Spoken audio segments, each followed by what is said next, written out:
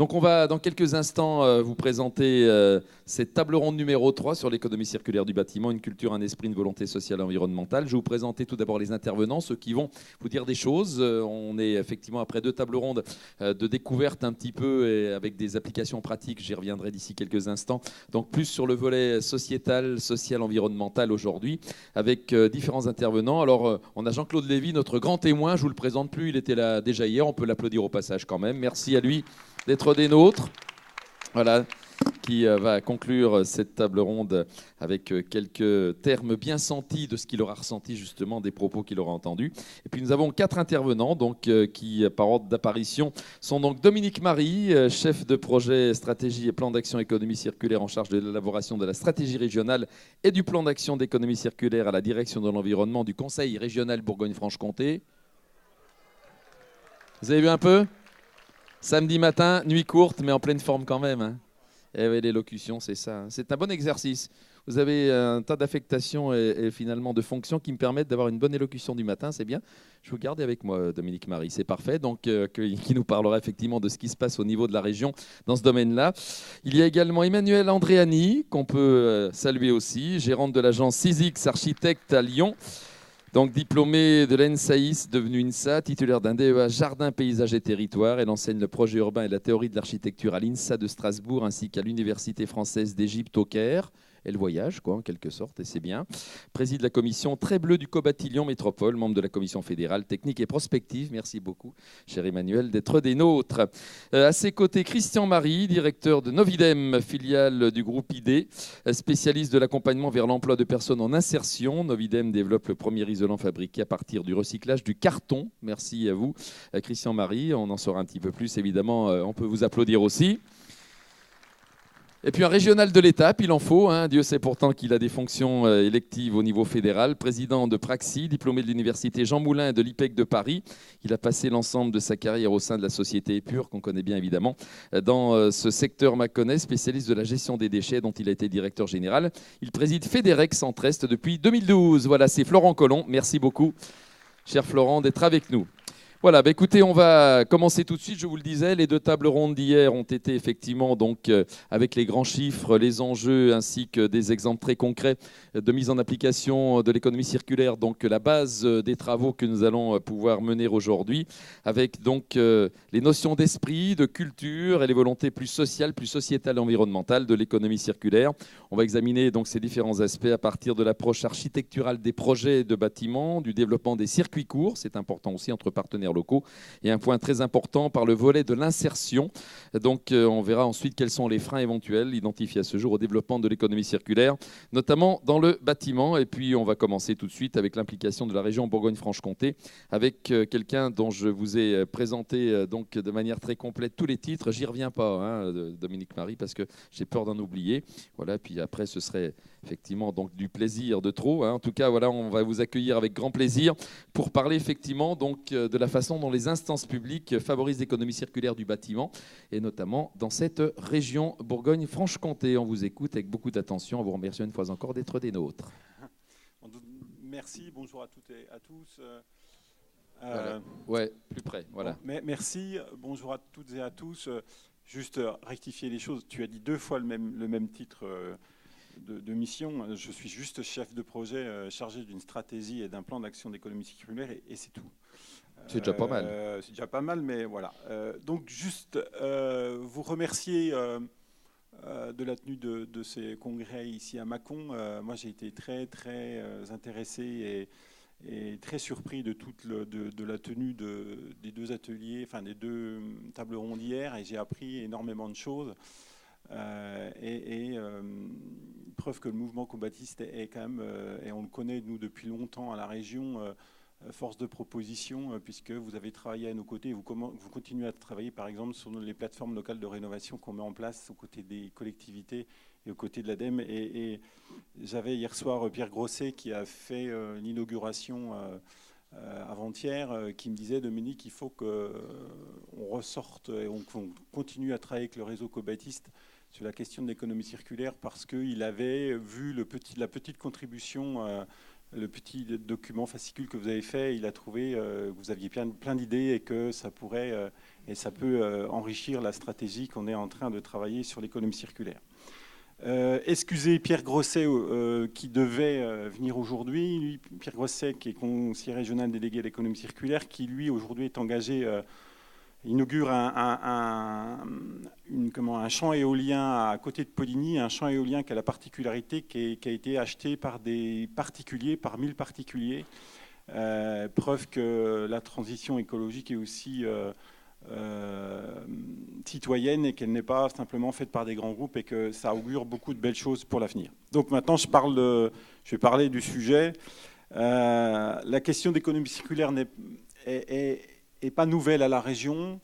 Elle est nouvelle dans le sens où la loi NOTRe, la loi de 2015 sur la nouvelle organisation territoriale, a confié aux régions le soin d'élaborer un plan régional des déchets, donc de s'occuper de toute la planification des déchets. Quand je parle des déchets, c'est tous les déchets que fabrique la société, que ce soit des industriels que des particuliers, tous les déchets sauf les déchets nucléaires. Donc on a en charge depuis maintenant 1 an à élaborer une stratégie, enfin un plan régional qui va passer à l'enquête publique l'année prochaine.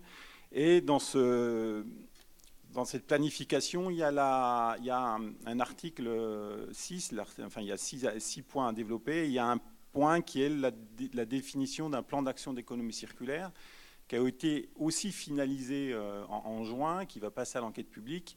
Mais les élus ont souhaité aller beaucoup plus loin qu'un simple PAEC qui était beaucoup versus déchets, sur un plan d'économie, une stratégie ressources. Donc la stratégie est en cours d'élaboration, on doit la terminer pour courant mars. L'idée, c'est de s'occuper de toute la question d'économie circulaire. La question d'économie circulaire n'étant pas seulement rattachée à la problématique des déchets, mais c'est une problématique avant tout de ressources. Nous consommons trop de ressources sur la planète, alors que nous sommes dans un monde fini. On a une population qui croît, on a des besoins qui croissent. Et donc l'idée derrière, c'est de sécuriser l'approvisionnement de l'économie et des populations et d'assurer au moins les besoins essentiels. Donc c'est l'objectif de la stratégie qu'on veut mettre en place. Une stratégie qui est assez compliquée, ce qui était assez systémique, parce qu'on s'occupe de toutes les matières premières. Hein. Ça va de l'eau en passant par l'énergie, en passant par les métaux, en passant par l'alimentation. Donc c'est très compliqué et ça concerne tout le monde, toutes les filières, etc. Donc c'est un peu compliqué, j'en charge ça. Je peux vous dire que même si je suis aidé par une cinquantaine de collègues à la région, c'est assez compliqué parce que c'est la fabrication d'un écosystème qui vise à sécuriser et à préserver les ressources. Sur le bâtiment, puisqu'on est aujourd'hui sur un congrès qui est essentiellement sur le bâtiment est le secteur essentiel de l'économie circulaire. Et c'est le sujet majeur qu'on devra traiter dans les stratégies, puisque les stratégies sont aujourd'hui à peu près présentées partout dans toutes les régions. C'est le sujet majeur dont on aura à traiter parce que c'est le secteur qui consomme le plus de matières premières. Que ce soit sur l'eau, que ce soit sur les sols, que ce soit sur l'énergie, que ce soit sur les métaux, etc. Donc c'est le sujet majeur. À ce point-là que ça représente à peu près 50% de l'empreinte écologique du territoire. Et c'est un sujet majeur puisque dans la région, c'est à peu près 100 000 emplois aussi. On a à peu près 50 à 60 000 de personnes qui travaillent dans la mise en œuvre et on a tout l'amont de la fabrication, toutes les industries qui fabriquent les matériaux et on a tout l'aval, les banquiers, les assureurs, les notaires, etc. qui représentent aussi une masse très importante de personnes qui travaillent dans le bâtiment. Donc c'est un secteur à double titre très important pour la région et très important pour l'exécutif. Quelle va être la politique? Alors c'est une politique qu'on est en train de construire, on ne part pas de rien, on a beaucoup travaillé, l'exécutif, la présidente Marie-Guide Dufay a fait de la transition écologique un de ses chevals de bataille, c'est un des trois enjeux du plan de mandat, avec jusqu'à ces dernières années, mais comme la plupart des régions, une volonté d'aller sur la transition énergétique et la rénovation énergétique du bâtiment. Aujourd'hui, on a un budget d'environ 30 millions d'euros par an sur la rénovation énergétique du parc de logement social, du parc de logement privé, et c'est un des enjeux majeurs parce que il faut lutter contre le réchauffement climatique. Mais à cela, on va devoir rajouter maintenant les questions de gestion de l'eau, les questions de gestion des déchets qu'on n'avait pas beaucoup traitées. On ne s'était pas beaucoup occupé du traitement des déchets. Et donc, on doit maintenant compléter notre arsenal d'aide et d'investissement sur ces questions-là. Alors, quels sont les axes qu'on va dessiner parce que la stratégie doit être terminée en fin d'année? Sur le bâtiment, je vais vous donner des pistes. Elles ne sont pas tout à fait finalisées. Hier, on avait eu un atelier avec une quarantaine de co-bâtistes et j'ai trouvé ça très intéressant, très fructueux et ça enrichit notre stratégie. On aura un gros atelier régional en décembre avec 250 personnes, certainement sur Cluny.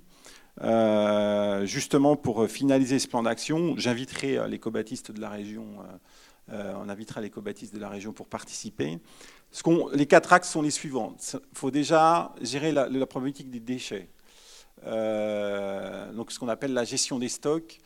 On produit aujourd'hui environ 3 millions de tonnes de déchets. Enfin, la communauté bourguignonne et franc-comtoise produit à peu près 3,5 millions de tonnes de déchets du bâtiment. Aujourd'hui, ces déchets vont en grande partie en décharge, en grande partie en déchets inertes à combler des carrières. De l'autre côté, on extrait 40 millions de tonnes de matériaux des carrières. Nous, ce qu'on souhaite, c'est que les matériaux des déchets du bâtiment soient valorisés en matière secondaire, c'est-à-dire réutilisés, réinvestis, recyclés dans les nouveaux matériaux de demain. Parce que de toute façon, on ne pourra pas continuer à extraire les matériaux des carrières comme on l'a fait. On a des épuisements de carrières de roches, notamment les roches alluvionnaires de bord de rivière qui sont arrivées à des taux de disparition qui sont très inquiétants et qui mettent à mal aussi les ressources en eau. Donc il faut qu'on bascule la réfection, la réutilisation de ces matériaux en matériaux qui deviendraient des matériaux premiers pour la construction. Donc là, on a besoin de construire à côté des REP une filière de collecte.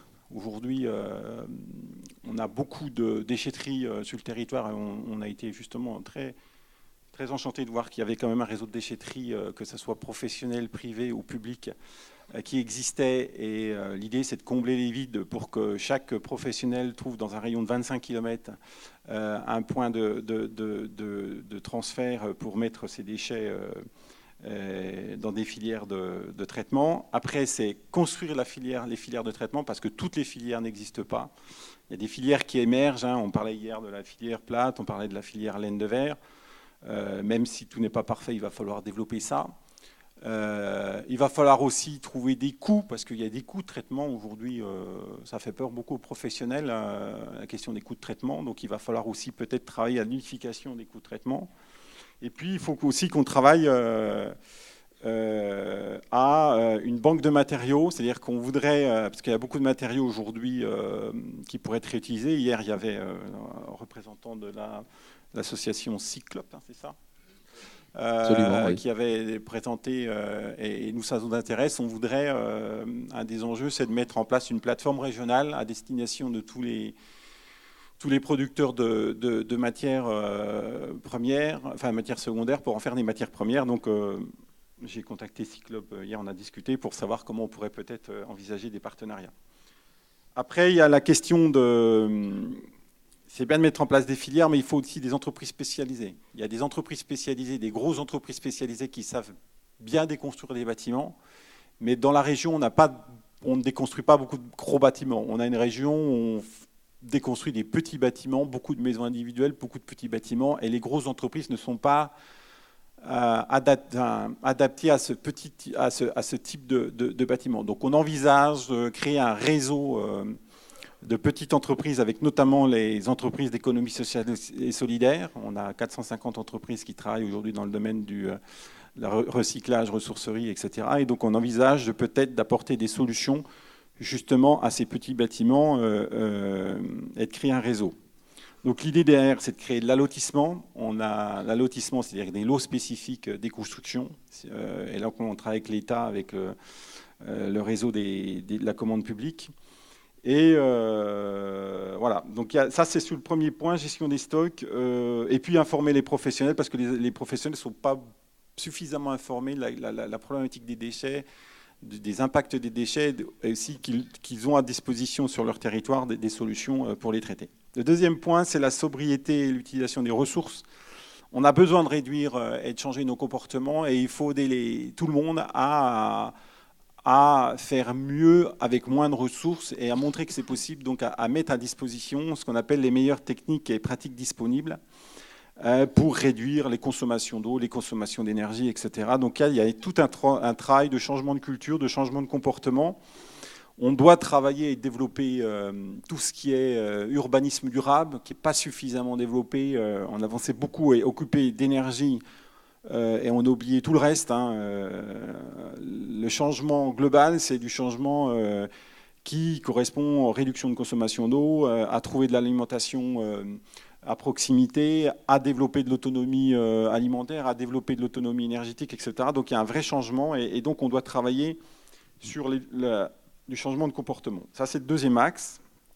Et les deux derniers axes qui vous concernent plus, je pense, parce que vous êtes beaucoup dans la maîtrise d'œuvre, architecte, bureau d'études, enfin il me semble, on doit travailler sur un axe qui est l'efficacité des ressources, donc travailler sur tout ce qui est éco-conception.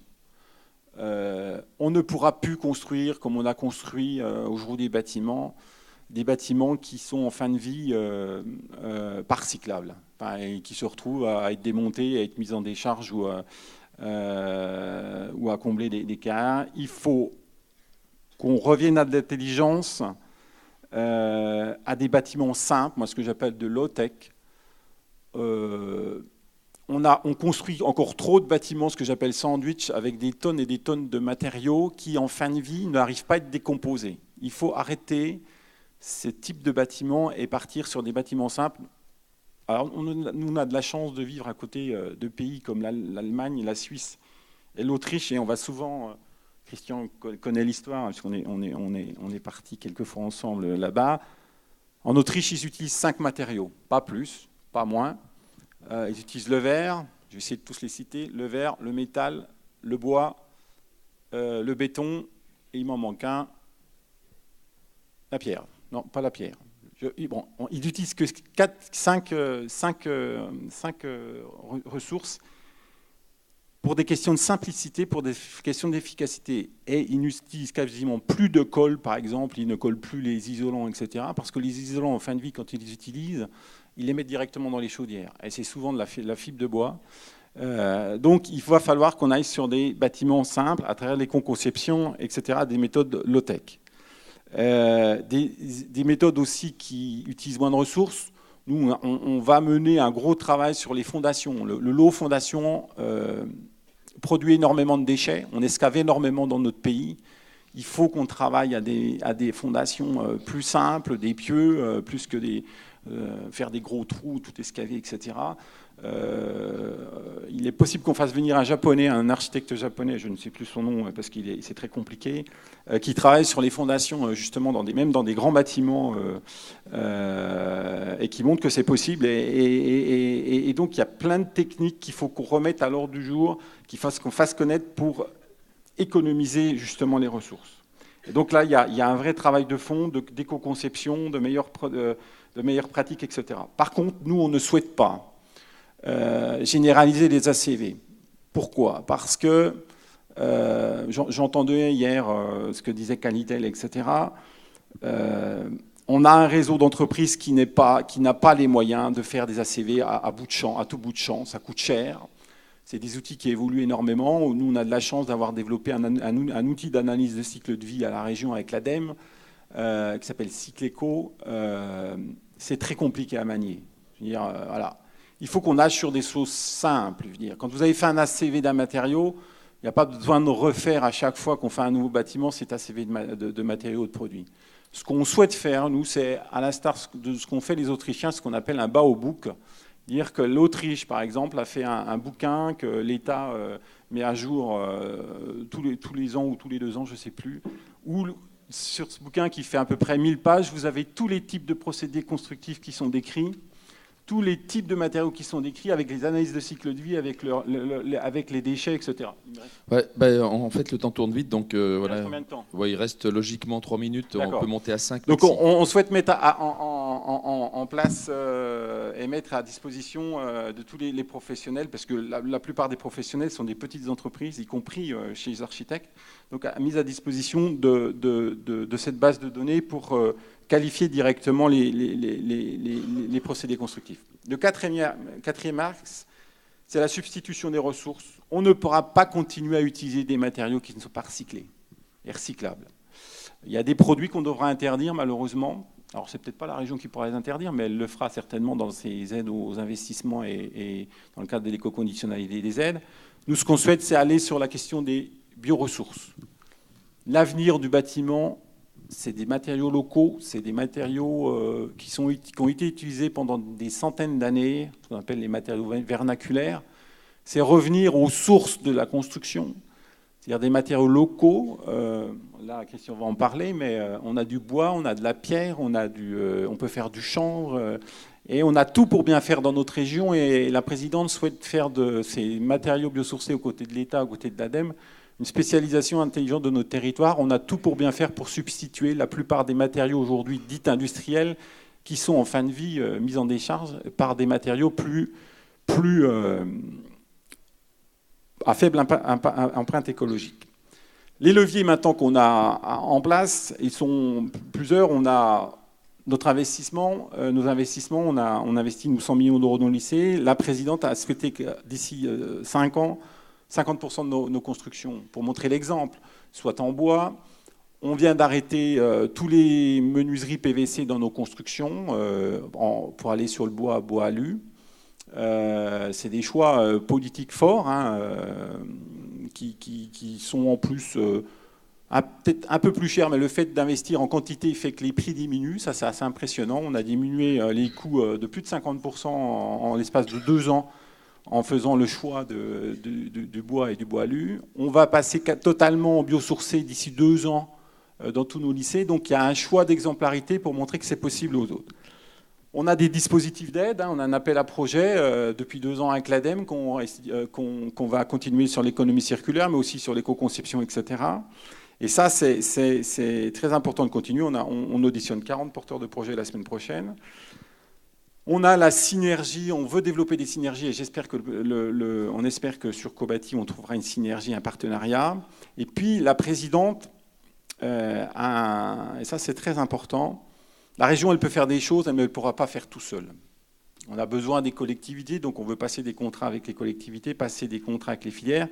Mais on sait qu'il existe sur le territoire énormément d'actions, que ce soit portées par des particuliers, par des entreprises, etc. Et on est en train de constituer ce qu'on appelle un réseau des POT, des pionniers ordinaires de la transition écologique, parce que on a besoin de faire de créer un nouveau lobby pour montrer qu'il existe des solutions, pas forcément coûteuses, etc. Et dans le territoire, et on a remarqué que plus on va sur le territoire, nous les techniciens, les élus, plus on découvre qu'il y a des gens qui ont déjà mis en place et qui mettent en place des nouvelles pratiques, des nouvelles choses comme ça. Ces choses-là ne sont pas connues, on a besoin de mettre en relation, de faire connaître tous ces réseaux. Et aujourd'hui, on a plus de 800 personnes qui travaillent dans plein de sujets, l'agroforesterie, l'éco-conception, etc. Et on a besoin de mettre en relation tout ça. Et c'est un vrai sujet, la mise en place d'un réseau de potes pour créer une sorte de lobbying nouveau pour montrer que l'écologie, c'est pas un truc de baba cool, mais c'est aussi l'avenir et que des solutions existent et ça ne pose pas de problème. Alors je terminerai sur un frein. On n'en a pas parlé. Je pense que le frein,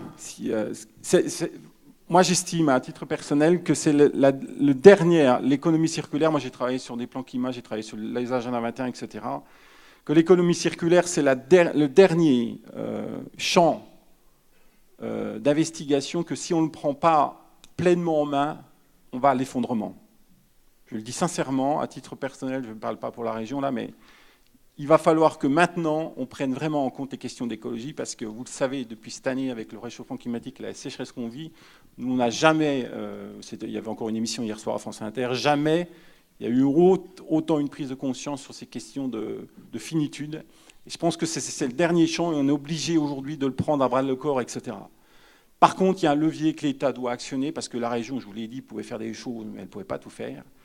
Si l'État continue à faire que les matières premières soient moins chères que les matières secondaires, je pense qu'on a toutes les politiques qu'on mettra en place sera du pipi de chat et on n'y arrivera pas. Quand vous avez des matières premières comme les granulats qui coûtent moins cher que les matières secondaires, les recyclages, c'est pas la peine, on n'y arrivera pas. Les seuls pays, on a parlé de la Suisse et des Pays-Bas hier matin, ils sont arrivés à des taux, aux Pays-Bas, 85% des matériaux du bâtiment sont recyclés. En Suisse, 40%. Pourquoi ? Eh bien, l'État a décidé de fermer les carrières.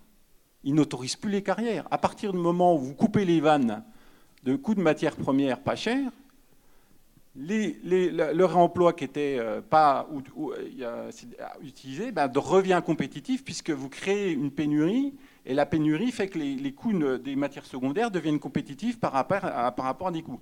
Et je pense qu'il y a un moment, on ne peut pas attendre seulement de la volonté des collectivités, il faut aussi que l'État, dans l'intérêt général, fasse aussi son rôle d'intervention et intervienne sur les coûts de matières premières, parce que sinon on n'y arrivera pas. On le voit sur la politique énergétique. Quand vous avez ce sera le mot de la fin, Dominique, je suis désolé. Quand vous avez, je termine, quand vous avez le coût du pétrole qui n'est pas cher, toutes les politiques de rénovation énergétique s'écroulent, plus personne ne fait d'économie, etc. Et donc on reva sur les trucs. Donc il y a un moment aussi, il y a besoin de régulation qu'il est nécessaire de développer parallèlement aux politiques publiques, parce que les politiques, de toute façon, seront faites dans les territoires, ne pourront pas être faites au niveau que de l'État.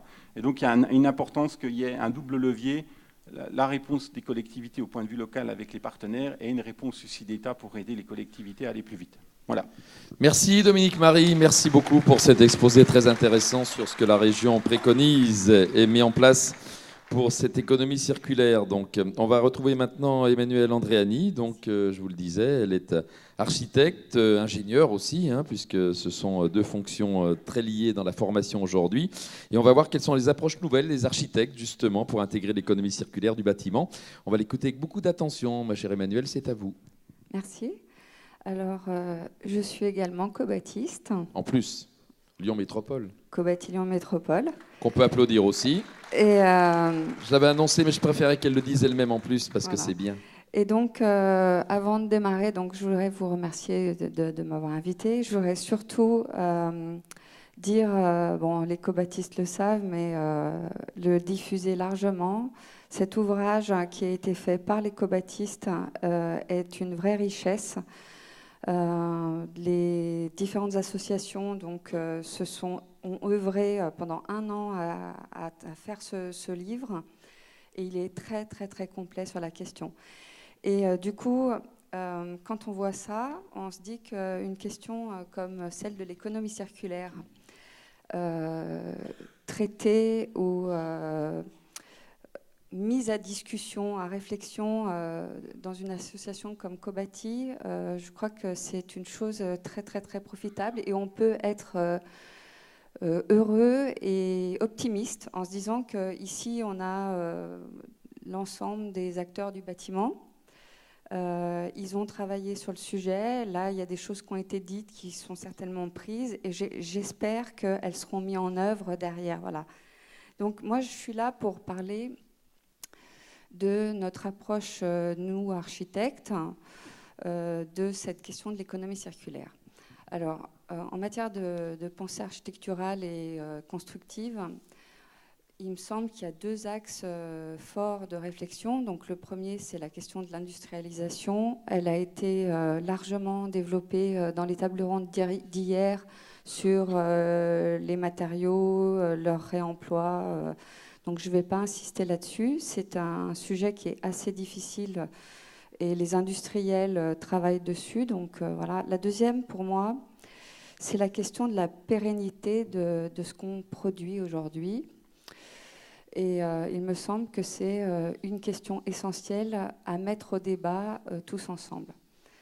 Quand on regarde la production architecturale des dernières années, on peut constater qu'on a fait beaucoup de béton et on a construit beaucoup avec des modes constructifs à murs de refend qui sont difficilement transformables. On n'a, pour certains, pas le choix.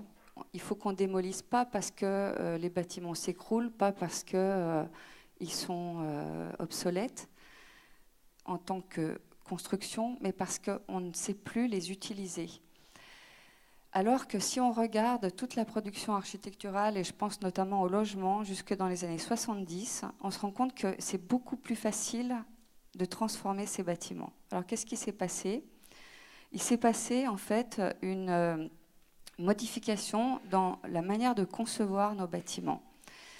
Les années 70, jusque-là, on était porté par la pensée moderne. On construisait avec des poteaux, des poutres, la façade était libre. Il y avait un système constructif qui était défini pour être évolutif, même si ce n'était pas l'idée de l'économie circulaire à l'époque, mais on s'était dit, voilà, si on construit simplement avec des poteaux, des poutres, finalement, le cloisonnement, la façade, elle peut être modifiée à volonté et c'est assez pérenne.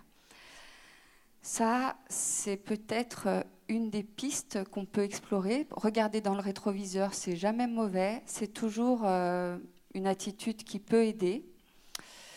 La deuxième chose, c'est regarder la manière dont évoluent les modes de vie. Alors, c'est difficile parce que ça veut dire comment est-ce que vont vivre nos enfants, nos petits-enfants, les enfants de nos petits-enfants. C'est pas facile à anticiper. Par contre, si je regarde encore dans le rétroviseur, je vais m'attarder 5 minutes sur les bâtiments haussmanniens. Vous connaissez tous les bâtiments haussmanniens. Haussmann décide à un moment donné d'assainir Paris. Il fait construire ces bâtiments avec un rez-de-chaussée de commerce, avec un petit peu surélevé, un petit peu haut, sous plafond. Premier étage, on met tout ce qui concerne le stockage pour ces magasins. Au-dessus, les plus riches qui habitent sur des appartements somptueux, hauts sous plafond. À l'époque, il n'y avait pas d'ascenseur, donc les plus riches habitaient en bas, ils étaient moins fatigués. Et au-dessus, on avait les bourgeois, et puis au 6e étage, les bonnes. Donc c'était vraiment une hiérarchie sociale organisée dans des bâtiments, somme toute assez simples, avec des pièces en enfilade, une façade extrêmement tramée, hyper rigide. Il ne s'agissait pas du tout d'être original, c'était comme ça, haussmannien. Et bien, si on regarde aujourd'hui, c'est des bâtiments qui ont su se transformer en bureaux. À Paris, la plupart de ces bâtiments ont au rez-de-chaussée, au premier et au deuxième, des avocats, des médecins, etc. Ils ont su se transformer en magasins moyenne et grande surface, en rez-de-chaussée. Les logements se sont transformés en petits logements, grands logements. Ce sont des bâtiments qu'on sait modifier à volonté. Pourquoi ? Parce que la trame est simple, parce qu'il y a des fenêtres régulières et qu'à un moment donné, ben voilà, on a su ouvrir des grands espaces, refaire des petits appartements. Bon, voilà, c'est un exemple. Il y en a beaucoup d'autres. Et moi, je me dis que savoir anticiper les modes de vie, c'est ça. C'est se dire qu'à un moment donné, quand j'investis, je suis une famille avec 2 enfants, j'achète un appartement, je vais m'endetter pour un certain nombre d'années. Donc j'achète un T4. Demain, mes enfants vont grandir, ils vont être ados, ils vont partir à un moment donné. Comment est-ce que mon appartement, je vais arriver à en faire un T3 plus un petit T1 studio pour un jeune couple? Comment est-ce que demain, je vais peut-être accueillir mes parents parce qu'ils sont vieillissants? Donc avoir un petit T3 plus un T1, c'est toujours le même achat, je suis toujours dans le même appartement, je peux accueillir mes parents. Puis demain, je suis juste moi et mon mari, les enfants sont partis, les parents sont partis. ce petit T1, je peux le louer et puis ça devient un complément de salaire. Voilà, ça c'est l'évolution des modes de vie. Bon, on sait l'anticiper aujourd'hui, il va falloir réfléchir à ce qu'on fait demain. Je suis assez optimiste parce que je travaille beaucoup avec des jeunes, mes étudiants, et je me rends compte que c'est des sujets qui intéressent les jeunes. Les jeunes sont beaucoup plus dans le partage que nous, on a été. Ils ont des modes de vie et d'être au monde qui sont beaucoup moins individualistes que nos générations. Ils vivent en colocation, ils n'ont pas de voiture et ils ont des vélos, puis quand ils ont besoin d'une voiture, ils la louent. Donc tout ça, c'est aussi que l'économie circulaire, finalement, elle fait partie de leur mode de vie. Ils utilisent, ils partagent, ils échangent. Et ça, c'est aussi des choses qu'on peut noter simplement dans les modes de vie. Après, nous, on est acteurs de la construction. Voilà, il y a des maîtres d'ouvrage ici. Donc les maîtres d'ouvrage, c'est eux qui vont lancer des programmes. Donc certainement que lancer un programme de construction en se disant, si c'est juste un produit, là, à un instant T, j'investis, j'achète un terrain, je revends les appartements, et puis après, on verra bien. Forcément, on n'est pas dans le trip. Mais il y a des maîtres d'ouvrage qui n'ont pas cette pensée-là. Il y a des maîtres d'ouvrage qui achètent, qui construisent, et qui, derrière, entretiennent. Et ceux-là, ils savent que la pérennité, c'est une des clés de réussite de leur programme. Alors, c'est des petits détails, mais construire des logements à 2,50 m sous plafond, c'est pas beaucoup pour faire autre chose que du logement. Si on rajoute quelques centimètres, un jour on peut en faire des bureaux. Si on rajoute encore quelques centimètres, un jour on peut en faire une petite industrie. Voilà, il y a comme ça des petits détails qui font qu'on sait anticiper autre chose. Donc je ne parle pas de matériaux parce que c'est vrai qu'on l'a vu, le siècle dernier, on a construit en métal, en béton. Le siècle dans lequel on est aujourd'hui, il ouvre à d'autres matériaux. Alors c'est des matériaux qu'on connaît bien, le bois, la terre, la pierre. Et moi je pense que les siècles qui arrivent, ce sont des siècles de terre et de pierre. Et ça veut dire quoi? Ça veut dire que toutes les entreprises que nous représentons doivent prendre conscience qu'on a un rôle à jouer dans cette mutation. Alors, bien sûr, on va continuer à construire comme on construit aujourd'hui pendant encore quelques années, mais peut-être qu'il faut prendre le train de cette mutation. Je crois que c'est une question d'état d'esprit et aussi de responsabilité. Voilà. Après, je suis optimiste parce que je l'ai dit, je pense que les jeunes savent et sauront anticiper ça. Alors, on a développé déjà des outils. Quand on travaille ensemble, ingénieurs, architectes, entreprises, sur des projets conséquents, on sait se mettre ensemble autour d'une maquette BIM et travailler, partager. Au Cobati, on sait partager nos expériences, nos retours d'expérience. Donc voilà, pour moi, l'économie circulaire, c'est ça, c'est qu'on arrive à continuer ce travail de mise en commun. Pour finir, pour moi, il y a un frein essentiel à l'économie circulaire. Le frein essentiel, c'est le temps. Le temps, c'est une question de point de vue. Aujourd'hui, on vit les choses dans l'immédiateté, et ça, tout le monde le sait, la façon dont on travaille. Et tous les investissements qu'on fait, ils sont dans l'immédiateté. Je me demande si ce n'est pas le principal frein de l'évolution et de cette société qui pourrait passer à autre chose. Se donner du temps, c'est aussi imaginer qu'on ne construit pas tout de suite pour 10 ans, parce qu'on a la décennale, ou pour 30 ans, parce qu'il y a la trentenale, etc. Mais si on se disait qu'on se donne le temps du cycle, alors ce cycle, c'est peut-être pas 10 ans, c'est peut-être pas 30 ans, c'est peut-être 100 ans, c'est peut-être même plus. Et moi, je me dis que la clé, elle est là. Donc le frein, c'est le temps, parce que le temps, c'est l'économie immédiate. Et si on se dit qu'un investissement, il n'est pas pour tout de suite sur un mandat, alors ça c'est pour les élus, mais pour les chefs d'entreprise, si ce n'est pas juste pour que mon chiffre il soit bon sur cette année ou l'année prochaine, mais qu'on se dise qu'on a une responsabilité à jouer ce temps et à laisser le temps faire, eh ben, peut-être qu'il y a une clé là. Voilà, c'est un... Voilà, je ne le sais pas non plus. Hein. Et puis, pour terminer, je pense que l'économie circulaire, c'est tout un chacun qui peut contribuer. Je ne sais pas si vous connaissez ce petit livre de Pierre Rabhi, qui fait référence à une histoire tragique.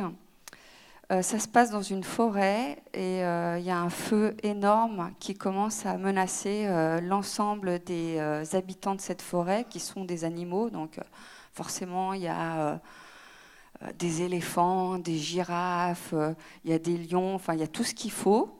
Et puis à un moment donné, eh ben, il faut y aller, quoi. Il y a le feu, il arrive et il nous menace. Et donc, ils vont tous chercher à la rivière de l'eau. Donc, l'éléphant, vous imaginez, avec sa trompe, il est capable de prendre énormément d'eau. Lui, il est puissant, il y va et tout. Et puis, il y a celui des animaux qui est capable de courir plus vite que les autres. Donc, il va y aller plus vite sur le feu. Peut-être qu'il prendra moins d'eau, mais il ira plus vite. Et puis là, ben, il y a le petit colibri qui va chercher sa goutte d'eau. Puis tout le monde le regarde, là, ils sont tous là, l'éléphant avec sa trompe et tout. Mais il y va. Il y va, avec sa goutte d'eau, il y va. Et moi, je pense qu'on est tous des petits colibris face à ce qui va se passer et ce qui se passe en ce moment. Et en fait,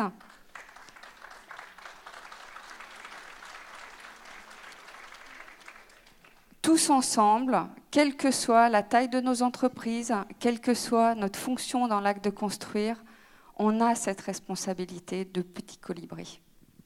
Voilà, merci Emmanuelle Andréani. Alors je ne sais pas si vous vous sentez petit colibri. Sur le plan morphologique, moi j'ai un peu de mal, mais on a bien compris le message. Merci Emmanuelle. Voilà, on va maintenant continuer dans cette table ronde autour de l'aspect sociétal et social avec Christian Marie, donc de la société avec le produit Novidem. Donc voilà, c'est la société, l'entreprise Idem du groupe ID qui s'est installée depuis 7 années maintenant dans l'ancien site Kodak du côté de Châlons, donc dans le Châlonnais, sur le bassin chalonnais, qui fait un travail tout à la fois économique mais aussi social avec ce qu'on appelle l'intégration, donc et l'insertion par l'activité économique. Tout de suite, avant de retrouver Christian Marie, on regarde un petit film qui présente l'isolant biosourcé Novidem fabriqué à partir de carton ondulé. On y va tout de suite vers l'écran et après on le retrouve pour plus de précision. Novidem est un isolant biosourcé à base de fibres de carton, fabriqué à partir de non-conformité ou de rebut de carton ondulé, qui à la fois conjugue pour cette activité-là nouveaux produits, une nouvelle activité, création d'emplois, dans le cadre d'une économie locale. On achète du carton ondulé dans un rayon de 15 km. Ça représente des volumes très importants puisque c'est plus de 6000 tonnes par an, 1500 camions qui ne sont pas mis sur la route pour repartir en recyclage par rapport à cette matière. Alors la valeur ajoutée, elle est à 2 niveaux. Il y a une valeur ajoutée bien entendu sociale puisqu'on permet la création d'une trentaine d'emplois, mais une valeur économique puisque d'une valeur matière à 100, on a un coefficient de 6 à 7 pour ce qui est de l'isolant vrac. Contrairement aux idées reçues, l'insertion ne rythme pas avec des petits boulots obligatoirement. On peut innover d'un point de vue technologique au service de l'insertion en créant de nouveaux produits, de nouvelles matières et en créant des métiers de demain. Grâce à ce nouveau produit, il nous permet d'embaucher des personnes en insertion au niveau local, ce qui est très important pour nous. Et pour ces personnes, ça leur permet de vérifier que les métiers de l'industrie peuvent les intéresser. Ils voient différents types de métiers entre le centre de tri, le conditionnement, la fabrication de la ouate, le contrôle qualité, des métiers qui sont assez recherchés dans l'industrie, ce qui peut leur permettre de rebondir derrière l'expérience qu'ils auront acquise chez nous. On veut s'inscrire dans les métiers de demain, préparer les gens sur l'industrie de demain. C'est ce qu'on a mis en place sur l'ensemble du site.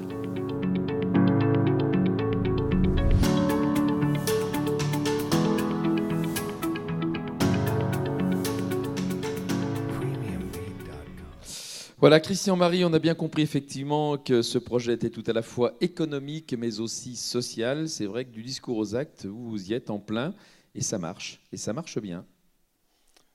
Oui, je voudrais simplement resituer qui on est. On est sur Châlons, on est une filiale du groupe ID, une des filiales du groupe ID. Alors, groupe ID est un groupe qui est né en Bourgogne, à côté de Dijon, à Chenauve, il y a plus de 30 ans, qui est aujourd'hui leader national au niveau des entreprises d'insertion. Nous avons 44 structures juridiques différentes, une partie 35 agences d'intérim d'insertion et par ailleurs des entreprises d'insertion. Je ne vais pas faire le descriptif. On salarie aujourd'hui 4500 personnes à l'année, qui représentent en équivalent temps plein pour les personnes en insertion, puisqu'elles sont que de passage chez nous, maximum 2 ans, c'est 1500 équivalents temps plein et il y a 300 équivalents temps plein permanents. Pour un chiffre d'affaires de 55 millions d'euros, dont 5 millions de prestations que nous verse l'État pour notre métier d'entrepreneur d'insertion. Je ne vais pas revenir tout de suite sur l'isolant, je reviendrai après un petit peu. Notre métier, c'est quoi? C'est mettre au centre de notre entrepreneuriat la personne. On est un sas du possible. C'est-à-dire qu'on essaye de créer des conditions pour que la personne qui a eu un accident de parcours, et ça peut arriver à tout le monde, dans sa vie professionnelle, retrouve des bases, retrouve des fondations et puisse repartir sur autre chose. Le taux de sortie, ce qu'on appelle positif, dans notre entreprise est aujourd'hui de 65% au niveau du groupe, et sur Châlons, on est autour de 70%. C'est-à-dire qu'une personne sur 3, 2 personnes sur 3 qui arrivent chez nous retrouvent une solution, soit de formation, soit d'emploi durable sur la zone. Après, on est là un espace, quand je dis c'est un espace du possible, c'est-à-dire qu'on ne fait pas la place des gens. On crée des conditions d'eux. Voilà, c'est ça mon travail. Mon travail, c'est celui-là, c'est entrepreneur d'insertion et dans insertion et entrepreneur. C'est-à-dire qu'on est là pour créer à la fois de l'activité, des valeurs humaines et bien entendu des valeurs économiques. Et effectivement, sur Châlons, on a une spécificité puisqu'on est le seul site industriel du groupe. Alors je salue les 28 ou 29 personnes cobatistes qui sont venues visiter hier notre site et je les remercie pour l'attention qu'ils ont portée à nos propos et j'espère qu'on a pu répondre à leurs attentes dans cette visite-là. Voilà, je vais en profiter, c'est un petit clin d'œil en passant. Alors c'est quoi sur Châlons? C'est quoi l'économie circulaire? On est un peu comme M. Jourdain, le représentant de Vicky a parlé de ça, on est un peu comme M. Jourdain, on a fait l'économie circulaire sans le savoir. C'est-à-dire qu'il y a 20 ans, on a travaillé avec un industriel, une papeterie, qui est venu voir en me disant, ben voilà, nous, on a un problème de place, on a un problème de non-conformité, comme tout cartonnier, et on envoie ces cartons recyclés, parce que le carton est une matière très noble, puisqu'on peut la recycler par l'infini, mais on peut la recycler de nombreuses fois, pas tout à fait comme le verre, mais juste avant. Mais on l'envoie, nous, en Espagne, dans notre usine, pour refabriquer du carton, etc. Donc, en termes de réactivité, en termes de coût, en termes d'impact, c'est important. Est-ce que vous pouvez ou pas fabriquer à base de non-conformité, si on vous les vend, fabriquer des protections d'emballage en carton, qui remplaceront des plaques en aggloméré, des plaques MDF ou autres, du phénomène du cisaillement, du sanglage. Donc cette activité-là, quelques chiffres là, très très rapides, c'est environ 2500 tonnes de matières premières entrantes qui normalement partaient en cyclage, mais auxquelles on redonne une deuxième vie. Sur ces 2500 tonnes, c'est 1800 tonnes de nouveaux produits finis manufacturés, qui permettent d'ailleurs au client final d'avoir une matière facilement recyclable. L'industriel peut recycler facilement du carton, beaucoup plus facilement qu'une plaque en aggloméré. Ça, c'est la base, c'est notre métier il y a 20 ans. Et puis, on a voulu essayer de recycler encore un peu plus, parce que dans la matière, dans les déchets, mon voisin pourra en parler beaucoup plus que moi, mais le marché est quand même mondial, surtout sur les papiers cartons. Et en fonction de la demande chinoise, asiatique en général, on a les cours qui baissent ou qui descendent du carton. Mais on savait que nous, les matières recyclées, partaient pour une très grande majorité dans ces pays-là. Donc vous imaginez, ça part de Chalon, ça va en Chine et puis ça revient à Chalon. Hein. Grosso modo, c'est ça. Donc c'est une économie circulaire mais mondiale là. Hein. Voilà. Donc on s'est dit, est-ce qu'on ne peut pas créer autre chose? Et comme on travaille sur des non-conformités, on génère de la poussière. Et on a fait un rapprochement en se disant, c'est une texture qui ressemble à de la ouate de cellulose. 5 ans de recherche et développement pour mettre au point ce produit. Et aujourd'hui, on est le premier fabricant d'isolant à base de carton ondulé. Je vais vous raconter quand même les parcours du combattant. Vite fait, par contre, hein, parce que quand on développe aussi un peu le côté local, proximité, tout ça. Mais allez-y. Le parcours du combattant. Créer un produit qui va dans le bâtiment. D'abord pour le faire certifier. D'abord pour commencer dans une démarche de certification, il faut mettre sur la table 2 millions d'euros pour acheter l'usine. Une fois que vous avez créé l'usine, vous allez passer par les étapes de certification. Et la réglementation française est très très importante. Hein. Certification, 3 ans. 3 ans de combat. 3 ans de combat contre un certain nombre de lobbyistes. C'est le CSTB, c'est LNE, etc. Mais on applique la réglementation. Et un nouveau produit, on a été considéré comme nouveau produit, en liste orange jusqu'au mois de juin, parce que c'est un produit pas fiable. On est de la boîte de cellulose, mais en base de carton, donc c'est un nouveau produit. Donc il faut aller défendre à la QC. Ça coûte 300 000 euros, hein, cette plaisanterie-là. Alors comment innover? Ça c'est une des questions, c'est comment innover facilement pour une PME dans ce pays et sur des matériaux comme ceci. Ça c'est en passant.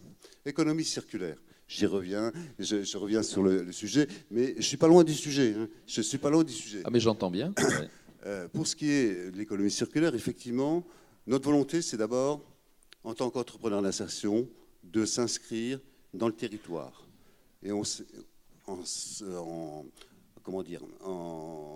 plaçant sur Chalon-sur-Saône, on s'est placé d'abord sur des métiers industriels, parce que la demande derrière pour de la main-d'œuvre, elle est sur les métiers industriels à Chalon-sur-Saône, puisque c'est un grand site industriel. Ça, c'est la première intégration territoriale. La deuxième, c'est on s'est rapproché de nos clients fournisseurs, hein, qui se situent à Chalon, Beaune et Dijon, essentiellement.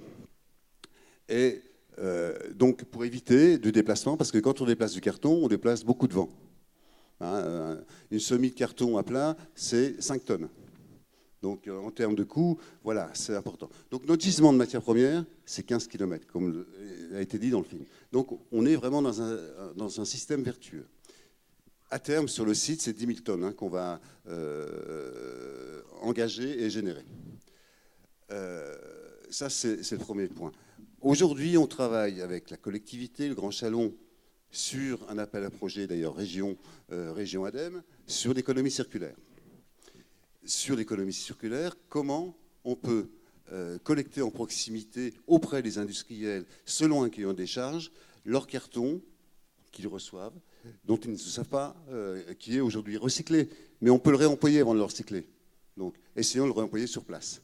C'est un gisement. Sur la zone Chalon, en ne comptant pas Amazon, on est de l'ordre de 1200-1300 tonnes. Donc c'est énorme. C'est énorme. Voilà. Autre point, on a des cartons qu'on n'utilise pas. Donc là, sur un appel à projet économie circulaire dont a parlé Dominique tout à l'heure, on va fabriquer, alors on n'est pas sur les produits du bâtiment, mais on va fabriquer une litière à base de carton pour les chats.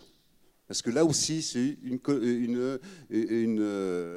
vraie problématique. Litière pour chat, c'est fait avec de la silice, essentiellement.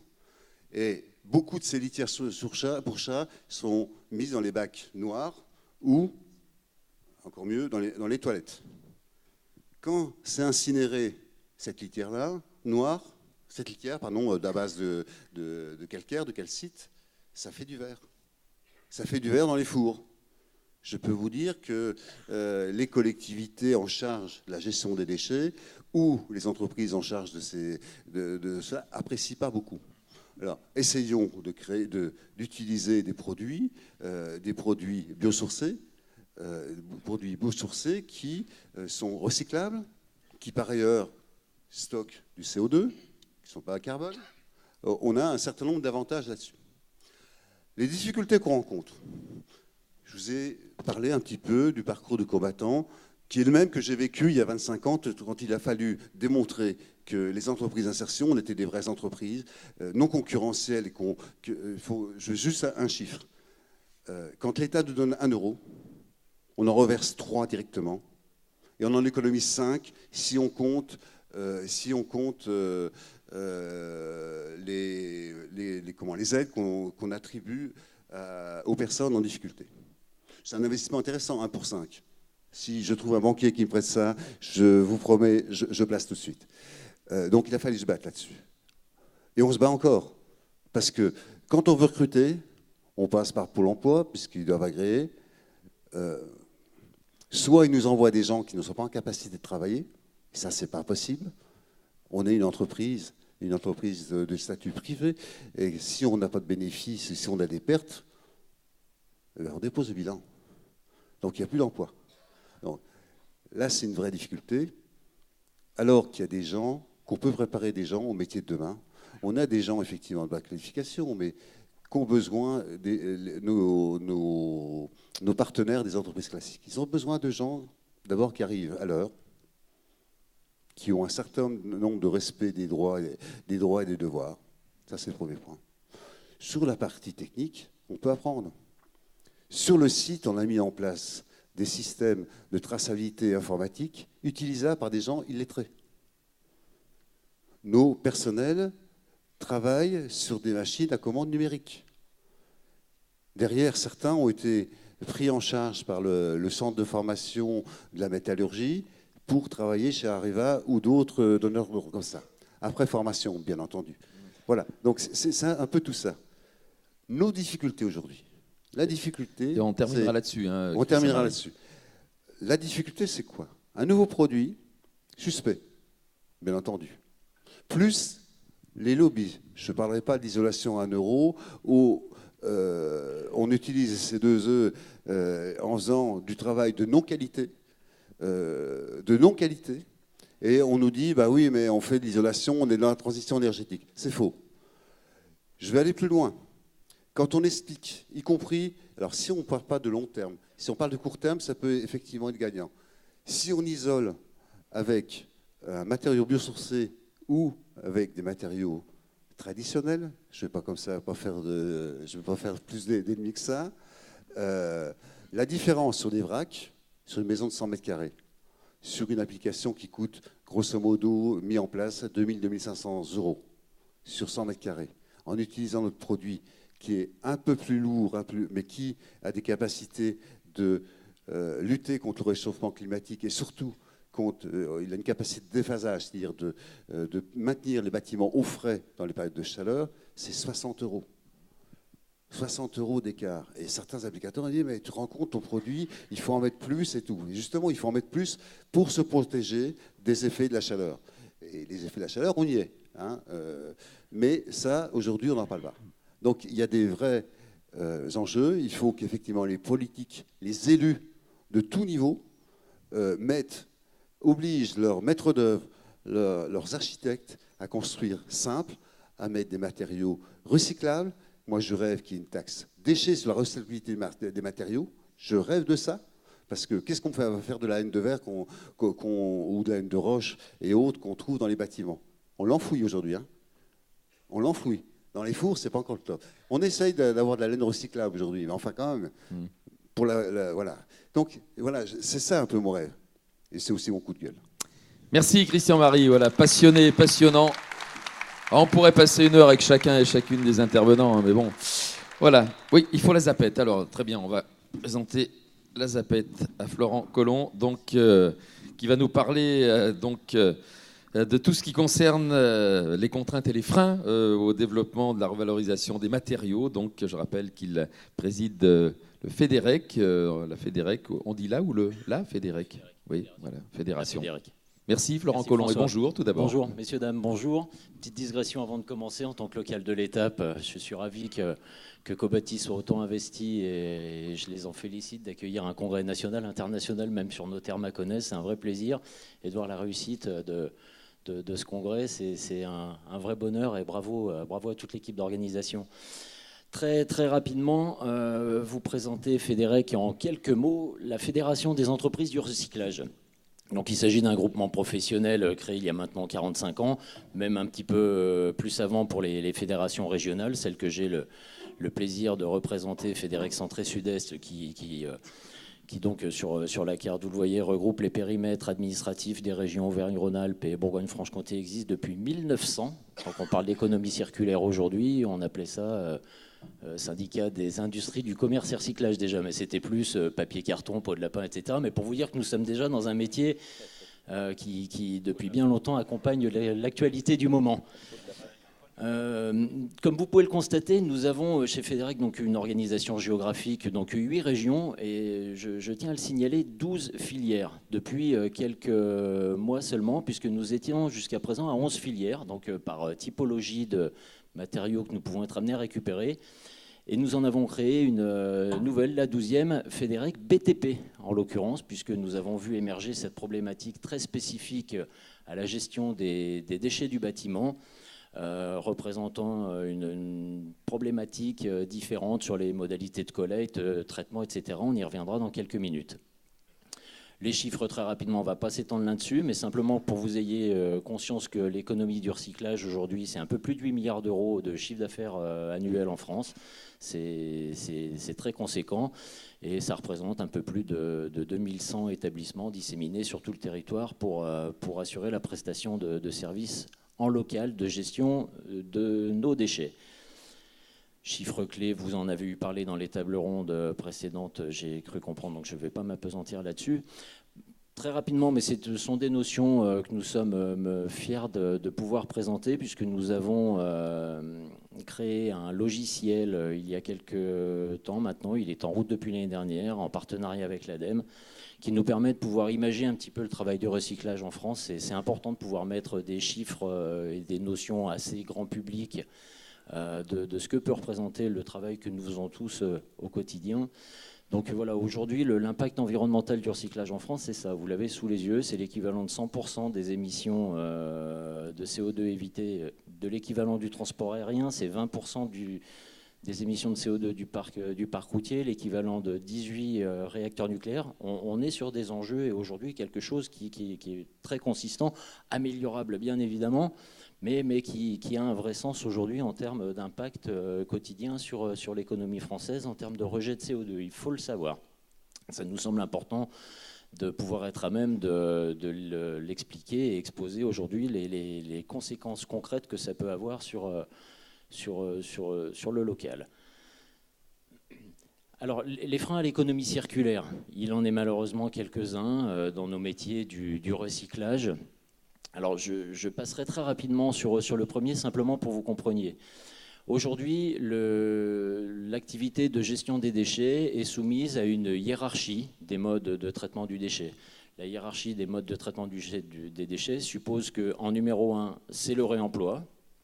Numéro 2, recyclage, valorisation. Et le 4, on va éviter d'en parler ici aujourd'hui, c'est l'élimination. Vous avez compris que je suis là pour parler de recyclage de préférence avant de vous parler d'élimination. Donc le réemploi, nous, au niveau de ce qu'on peut être amené à récupérer dans le bâtiment, on a pu comprendre que c'était assez difficile pour les quelques raisons que nous avons de notre côté identifiées, cette pratique relativement peu développée ou expérimentale. Elle va rejoindre certains de nos clients et fournisseurs réguliers que sont les réseaux de distribution, dont on a pu comprendre qu'ils ne sont pas forcément bien adaptés quant à la revente et remise sur le marché des matériaux qui auraient pu être récupérés pour ensuite être destinés à être réutilisés pour leur usage initial.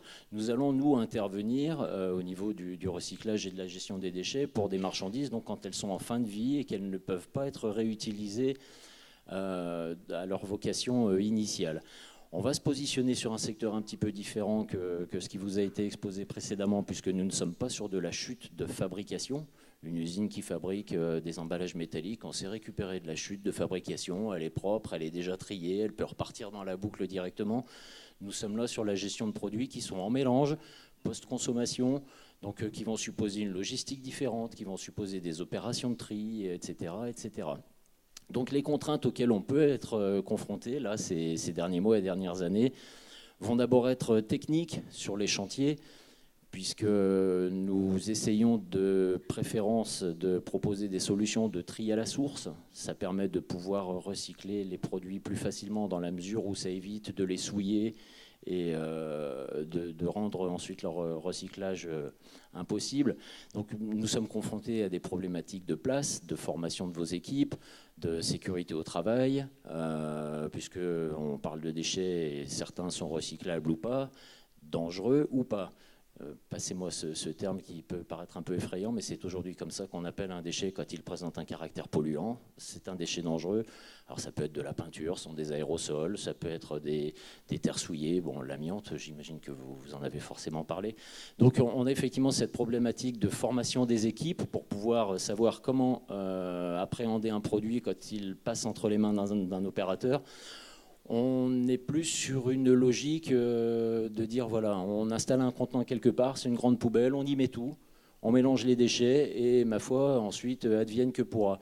Ce n'est pas le cas. Les déchets peuvent, selon certaines contraintes de place, notamment sur certains chantiers, quand on est en environnement urbain, où on va avoir affaire à une problématique de manque de place très, très prégnante, il n'est pas forcément facile de trier, mais partant du principe que nous pouvons trouver des solutions avec certaines fois des contenants plus petits, des systèmes de rotation logistique, des matériels qui sont mis à disposition suffisamment performants pour pouvoir isoler à la source les différentes marchandises. Et ça suppose de ce fait une implication de la part des opérateurs via leurs prestataires ou autres intervenants pour les sensibiliser dans leur travail du quotidien à la gestion préalable du tri de ces marchandises. Une des autres contraintes et un des autres freins auxquels on peut avoir à faire face dans le cadre de la gestion des déchets sont les évolutions réglementaires, bien évidemment, même si ce n'est pas forcément... Je l'ai écrit là comme frein, mais c'est plutôt un accélérateur qu'un frein, puisque ça oblige à trouver de nouvelles solutions et à apporter des innovations en la matière. Mais nous sommes, ça vous a été expliqué tout à l'heure, sur un marché du recyclage qui est mondial pour certaines matières. Donc ça peut avoir des impacts économiques très importants et pas forcément liés à la qualité du tri et de la prestation qui aura été faite en amont sur la gestion de vos déchets, parce que leur coût d'élimination ou coût de valorisation, quand certains produits ont des valeurs positives, puisque tous les déchets ne coûtent pas forcément d'argent à éliminer, certains peuvent rapporter, ça va être le cas des déchets métalliques, les ferreux et non ferreux, les déchets carton, papier, les plastiques c'est plus compliqué, mais dans la mesure où on s'inscrit sur un marché assez large quant aux consommateurs de ces produits, qui vont être donc des affineurs, des aciéries, des papeteries, etc. Nous sommes sujets à des variations de cours qui sont très importantes.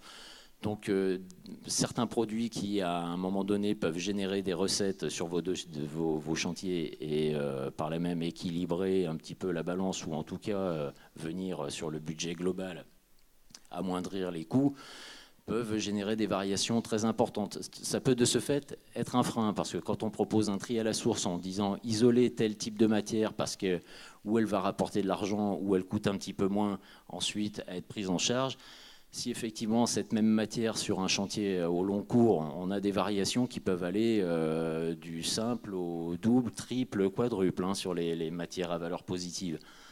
C'est pas forcément le meilleur des signes à envoyer pour dire continuer de trier à la source, mais ça reste néanmoins un enjeu majeur et il faut pouvoir continuer à le faire. C'est un vrai frein aujourd'hui, cet aspect économique, à la poursuite des efforts sur le tri à la source des déchets pour continuer à toujours mieux les valoriser, ces variations conjoncturelles. C'est un vrai problème. L'autre problème technique, mais c'est un problème qui présente aussi beaucoup de challenges et d'opportunités, ce sont les débouchés de toutes les matières qui peuvent être issues de nos plateformes de préparation et de recyclage de déchets.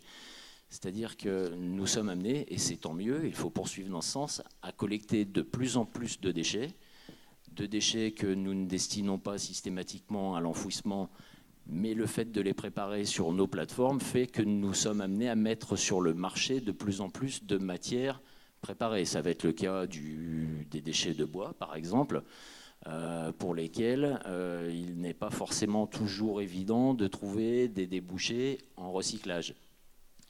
Les déchets du BTP sont donc un des gisements très important, mais vous le voyez aussi au niveau de la production des déchets des ménages et de tout un tas d'autres activités économiques.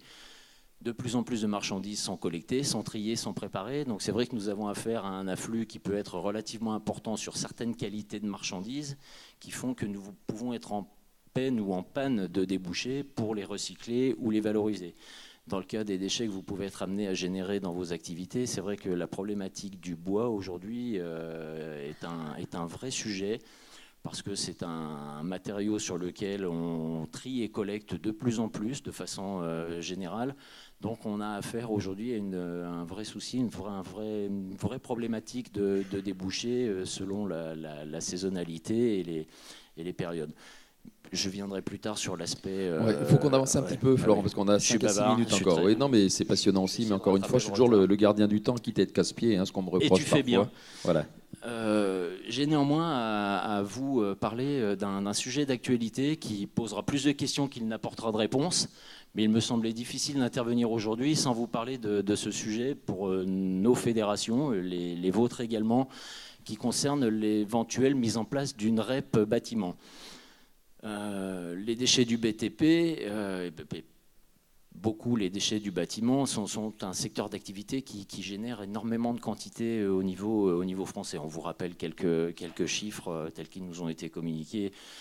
Et donc l'Union européenne a aujourd'hui fixé un objectif de valorisation de 70% des déchets du BTP à l'horizon 2020.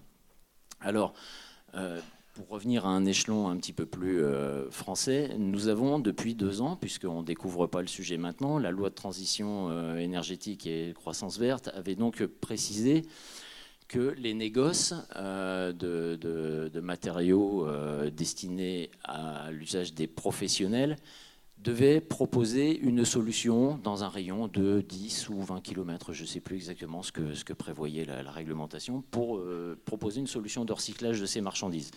Le constat qui est fait 2 ans après, c'est que le système n'est pas forcément trop au point et qu'on continue de trouver beaucoup de déchets en dépôt sauvage dans la nature qui coûtent quand même relativement cher à la collectivité, sachant que les dites collectivités ont également toujours en charge la gestion de certains déchets dans le cadre de leur déchetterie. Donc, attendez, je passe au slide suivant. Le voici. Donc la feuille de route de l'économie circulaire, la FREC, qui a donc été dévoilée il y a très peu de temps, vous voyez, on est sur une actualité récente en 2018, propose de revoir le fonctionnement de la gestion des déchets du bâtiment, je cite, en rendant la collecte plus efficace pour lutter contre la mise en décharge sur nos territoires et en permettant le bon tri des matériaux de construction en vue de leur recyclage. L'instauration d'une filière de responsabilité élargie du producteur appliquée aux déchets du bâtiment est l'une des solutions. Alors je vais aller très vite sur le sujet d'une REP, que vous compreniez de quoi il s'agit. On confie la responsabilité aux metteurs au marché de la gestion de leurs déchets quand ils arrivent en fin de vie. C'est-à-dire que nous sommes là à l'aube d'un travail de fond sur la gestion complète de la filière des déchets du bâtiment.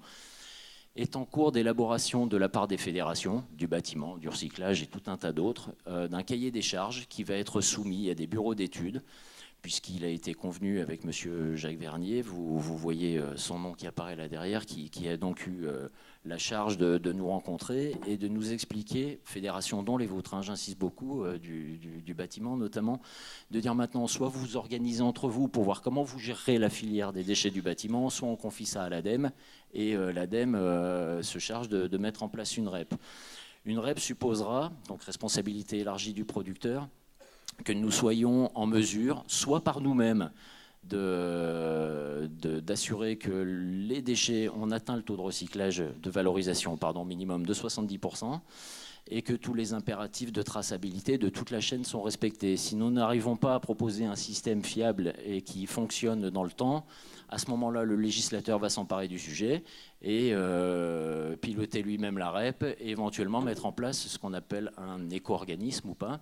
Éco-organisme, ce n'est pas forcément d'actualité dans le cadre de la gestion des déchets du bâtiment, mais c'est quelque chose, ce mot ne vous parle pas forcément, mais si je vous dis par exemple qu'aujourd'hui, quand vous achetez un meuble, quand vous achetez un pneumatique, quand vous achetez une pile, quand vous achetez une machine à laver, tous ces sujets sont gérés dans le cadre d'une REP.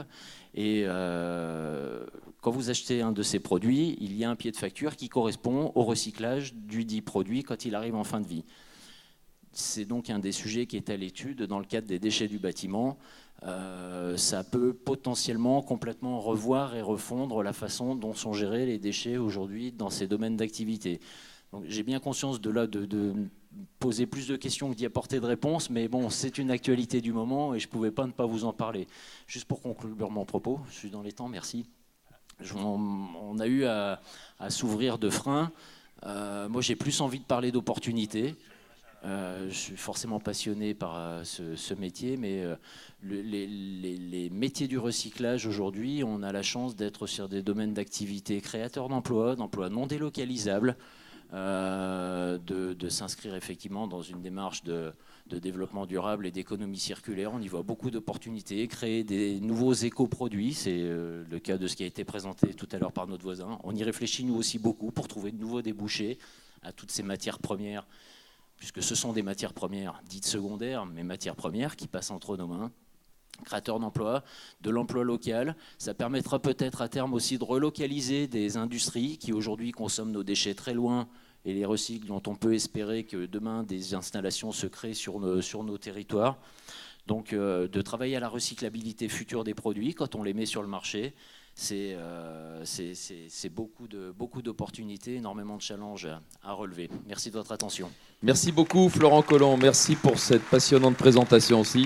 Encore une fois, on vous aurait écouté davantage encore. Alors, notre grand témoin ne trépigne pas d'impatience, mais je l'ai vu beaucoup noter de choses sur son petit papier. Je vais lui demander la même gageure en quelques minutes de nous résumer son ressenti. Puis après, effectivement, il y a eu des questions dans la salle. On retournera du côté donc, de ceux qui nous délivreront ces questions pour essayer de ne pas terminer trop tard non plus avant la pause salutaire et de la reprise de vos travaux jusqu'à la fin de la matinée, voire un petit peu au-delà de la matinée. Jean-Claude, voilà, je vous ai vu acquiescer, je vous ai vu faire l'amour, enfin, je vous ai vu réagir, quoi. J'étais très content de ces 2 jours, mais de ce jour-là en particulier aussi. Très content. Alors, on est venu quand même à la ressource, mais à la ressource humaine. Parce que les schémas qu'on avait jusqu'à maintenant, on a bien parlé des recyclages, matériaux inorganiques, organiques, mais on fait partie des ressources organiques. Et il en avait été assez peu parlé. Donc je suis content que la séquence-là, on est sur le sociétal, comme on dit, on est sur la ressource humaine, et c'est un peu ce qui fait l'unité de ce que je voudrais vous dire comme observation. Mais quand le bâtiment va, tout va.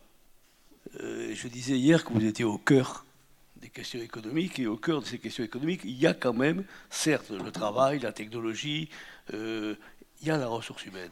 Donc première observation que je voulais faire, c'était ça. Elle est de synthèse. Le reste de ces observations, je ne sais pas si c'est synthétique, c'est difficile de synthétiser tout ce qui a été dit. Mais je voudrais parler de comment dire ça. L'économie circulaire, c'est aussi des outils. Et aujourd'hui, on a parlé des outils de l'économie circulaire. Directement ou indirectement, que ce soit au niveau de l'architecture, soit au niveau des outils, au niveau de la région. On est dans un champ à l'heure actuelle qui doit nous permettre de mieux définir avec quels outils administratifs, technologiques, mettre en place une économie circulaire. Alors, il y en a un qui a été à peine évoqué, je crois que c'est Michel Anderdy, il a parlé des BIM, on en a parlé un petit peu hier aussi. On affronte aujourd'hui, dans le schéma que je vous avais présenté le premier jour, c'était un schéma synoptique sur le temps à la fin, la dernière époque, c'était l'époque du virtuel, l'intelligence artificielle. On est en face de ce défi. Et l'économie circulaire elle-même est en face de ce défi. C'est un peu comme Janus, il y a un côté positif, un côté qui fait un peu peur là-dessus. Hein. Mais il faut l'affronter. Alors le BIM en particulier, je ne pense pas que le BIM est d'usage courant dans toutes les entreprises, notamment dans les petites entreprises, c'est compliqué. Je suis d'une génération, je vous remercie d'avoir dit qu'il fallait regarder dans le rétroviseur. Hein. Vous êtes reconnu, Jean-Claude? Je me suis reconnu parfaitement dans le rétroviseur. J'ai quelques peines avec les outils informatiques à mon âge. Mais je pense qu'ils sont nécessairement... on est obligé de s'y mettre d'une façon. Les jeunes gens le perçoivent peut-être moins, mais nous, on est obligé de s'y mettre. Et la société va s'y mettre. Alors, un mot sur le BIM. L'informatique nous permet, à l'heure actuelle, une espèce de représentation virtuelle de toutes les données qu'on peut récupérer dans toutes les activités. C'est une représentation, mais elle nous permet de représenter toutes nos activités d'une façon intelligible, en 3D, qui permet à chacun de se repérer par rapport à cet environnement. Alors, c'est très abstrait peut-être, mais c'est quand même très utile, parce qu'on peut rassembler des systèmes, et à l'intérieur de ces systèmes, on peut beaucoup mieux analyser le fonctionnement de ces systèmes. Je crois que c'est une question là, qui s'est posée entre les lignes, là, mais qui s'est posée depuis 2 jours et qui se pose particulièrement aujourd'hui. J'espère que vous m'entendez, parce que des fois je... Non, mais on vous entend très bien, il n'y a pas de souci. Intelligible voilà, et intelligent, c'est bien. C'était une deuxième observation que je voulais faire. Et quelqu'un a dit que l'économie circulaire, c'était toi-même qui l'as dit, le dernier champ d'investigation. Sauf qu'il peut, mais on a un champ d'investigation qui s'appelle l'économie circulaire aujourd'hui. C'est ce qui a été dit tout à l'heure. Et je pense que là-dessus, c'est une observation qui m'est venue mais depuis plusieurs jours là, qu'on est là. Quand on a des statistiques, le PIB, c'est de la macroéconomie. La macroéconomie qu'on décline au niveau local sur des modèles et des prototypes qui sont macro. On a beaucoup de peine à percevoir ce qu'on pourrait appeler la microéconomie. Moi, je suis géographe, je suis historien. La microéconomie, la géographie économique locale, régionale, elle a disparu il y a une 30aine d'années. On ne fait plus de géographie économique locale. On décline simplement au niveau local des entités qui sont conçues, perçues au niveau général. Et ça me paraît peut-être être un atout quand je pense à l'intelligence numérique pour reprendre. Je vais prendre un exemple très concret. Il y a une thèse de quelqu'un que vous connaissez peut-être moins de nom, c'était Raymond Dugrand, qui a été adjoint au maire de Montpellier pendant des années et des années. Il a fait une thèse sur la campagne, ville et campagne en Languedoc. Pas très loin d'ici quand même. Hein. Et Frêche, Dugrand, c'est des gens qui ont été un peu connus par les professionnels au moins. Donc, il avait fallu des dizaines de milliers de données récupérées manuellement par des étudiants et par lui-même auprès des tribunaux de commerce pour configurer la structure, le tissu industriel local. C'est-à-dire les PME, les petites entreprises en particulier, il fallait y aller. Bon, on a tout ce qu'il faut là, mais il faut y aller, il faut avoir accès à ces données-là, on peut avoir accès. Et il avait réussi à établir quelle était la structure industrielle en fonction de ce que j'ai appelé hier les flux financiers qui irriguent un territoire, qui rentrent, qui sortent, exactement comme les flux de matière, ça rentre et ça sort. Et ces flux financiers, bon, je les ai appelés par humour un petit peu, l'ACV du capital, au niveau local. Moi, je pense qu'à l'heure actuelle, c'est le dernier point d'observation que je voudrais faire, la territorialisation. On est dans une époque de dématérialisation et de déterritorialisation. On est aujourd'hui aussi avec l'économie circulaire et avec vous en particulier, je dis, vous êtes des acteurs majeurs, vous êtes au charbon, vous êtes sur la matière même de la production de l'espace. Et je pense que peut-être l'économie circulaire pourrait être un atout pour essayer de reterritorialiser avec les acteurs régionaux. Et là, je rejoins l'intervention que que mon collègue a fait à côté. On a effectivement tout un champ qui appartient aux régions. Les régions peuvent très bien investir au niveau de la recherche et des études pour mieux percevoir un tissu économique qui le plus souvent nous est présenté à travers des statistiques qui restent extraterritoriales. Et je crois qu'il y a un très très gros travail à faire pour positionner par des recherches appliquées en termes de bioéconomie, microéconomie, parce qu'un écosystème, je vais finir là-dessus, un écosystème, quand une perruche à collier s'amène quelque part, dans un écosystème local, je parle là de biodiversité et je parle d'écosystème, ça fait des dégâts. Parce qu'elle est étrangère, elle est invasive, et effectivement, elle va manger des œufs, elle va détruire. Il faut réparer. Le coût de la réparation, c'est un coût économique. Là, on rentre dans la bioéconomie. Voilà. Donc, c'est un exemple. On est passé du colibri à la perruche à collier. Voilà, hein, je parle du colibri à la perruche à collier. Ouais. C'est très volatile, hein, quand même. Oui, mais vous êtes des colibris et les perruches à collier, c'est des espèces invasives. C'est la différence. Bon, ce que je veux dire par là, c'est qu'on a un champ d'investigation à l'heure actuelle sur la relation entre les politiques locales, les politiques régionales et les tissus économiques locaux. Et on a des acteurs qui peuvent très bien investiguer, comme on dit aujourd'hui, pour l'aide à la décision. Il me semble qu'au niveau d'une région comme la vôtre, ce serait quand même pas mal. Alors, dernier point, je termine. Le tout dernier cette fois, Jean-Claude. Allez, c'est parce que c'est vous. Hein. Non, je termine là-dessus. Tout ça, c'est local. On est dans le local, le global. Ouais. Mais il y a une loi qui est, je pense au recyclage à Fédérec, il y a une loi en Chine qui est intéressante parce qu'elle montre aussi que les Chinois, ce n'est pas simplement des gens qui se préoccupent de gagner de l'argent et de développer un capitalisme chinois. Ils ont décidé de rejeter dorénavant les déchets dangereux de leur territoire, et ça pose des problèmes extraordinaires dans tout le reste du monde, parce que les schémas que vous avez vus en Chine, les photos que vous avez vues de ces lieux absolument abominables, où le cancer ou toute une série de plaies pouvaient se manifester, mais c'est fini, ils ont dit c'est fini. Donc il y a une stratégie internationale qui montre qu'on ne peut pas parler d'économie circulaire sans avoir une vue complètement articulée et dialectique entre ce qui se passe, bien sûr, au niveau territorial et au niveau national, au niveau international. Mais loin je dis bien dialectique, ça n'est pas, je l'ai dit et je le répète, le pilotage d'un vaisseau automatique qui va permettre de traiter les questions régionaux. Ça ne peut se traiter que par une prise en considération considérable et des écosystèmes et de la bioéconomie. Économie circulaire, moi j'en suis malheureux depuis longtemps, je suis une espèce d'apôtre de l'économie circulaire, mais j'en suis malheureux depuis longtemps, le mot écologie n'est pas dedans. Et depuis 3 jours, je crois que je suis le seul, peut-être une autre personne, à parler des écosystèmes.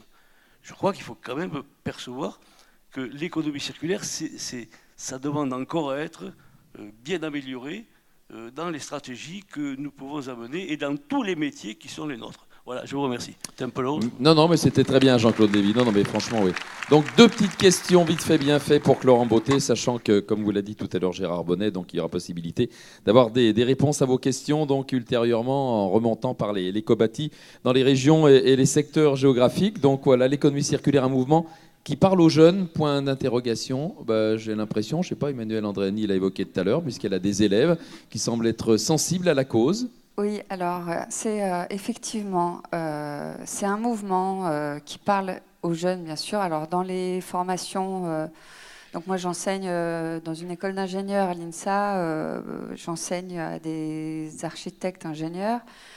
C'est une question qui nous préoccupe tous, enseignants, mais surtout étudiants, depuis plusieurs années. Alors, au niveau de l'urbanisme, déjà, urbanisme durable, c'est quelque chose qu'on fait depuis 6 ans, je dirais, 6-7 ans. On réfléchit aux écoquartiers, puis on a réfléchi plus globalement à des territoires plus larges, à comprendre comment est-ce que cet écosystème qu'on construit, qui est la ville, devienne viable et autonome.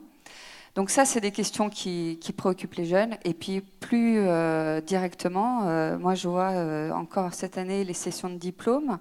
Sur 30 diplômes, il y en avait plus de la moitié qui se préoccupaient du matériau, du recyclage, du bilan carbone de l'opération, qui se préoccupait du terrain et du sol dans lequel on s'inscrit, qui se préoccupe bien sûr socialement de là où on est, et ça c'est quand même très positif. Moi je crois que les générations qui viennent d'être diplômées et qui travaillent aujourd'hui dans les entreprises sont complètement dans le sujet. Puis sur la génération sur laquelle on compte aussi évidemment pour faire bouger les choses, parce que nous on commence à être effectivement, enfin pas vous, enfin, nous un peu plus, Jean-Claude, hein, voilà, effectivement on est plus du côté de la sortie que de la promotion, comme on dit. Hein, voilà. En tout cas, merci beaucoup. Y a-t-il une précision éventuelle au propos encore là, s'il y a d'autres non, sinon on passe à la question suivante. Parfait, c'est bien, hein, ça roule. Il y a eu tellement... Ah non, c'est bon. Au fait, quid des lobbies dans le monde de l'économie circulaire, ceux qui poussent, ceux qui freinent. Bon, on a évoqué un peu les lobbies quand même, effectivement. On a entendu parler des lobbies, n'est-ce pas, Christian? Vous en avez parlé, Dominique aussi. Allez-y, prenez un micro.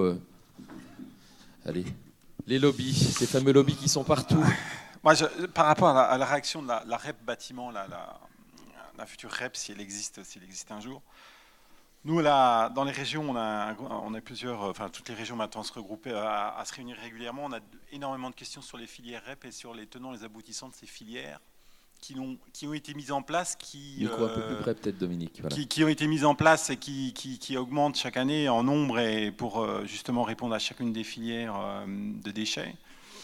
On est très dubitatif dans le sens où, quand on fait l'évaluation de ça n'a pas permis de réduire la quantité de déchets. Et nous, ce que l'on dit, et ce n'est pas des petites sommes, hein, c'est plusieurs milliards d'euros qui sont chaque année collectés sur les produits achetés par tout à chacun. Ça ne peut pas durer comme ça parce qu'en fait, quand vous regardez, c'est géré par des industriels qui n'ont pas intérêt à changer leur mode de production, qui n'ont pas intérêt que de réduire la quantité de déchets, etc. On le voit là avec la filière, l'ex-filière éco-emballage. Certes, ils ont travaillé sur l'éco-conception, etc.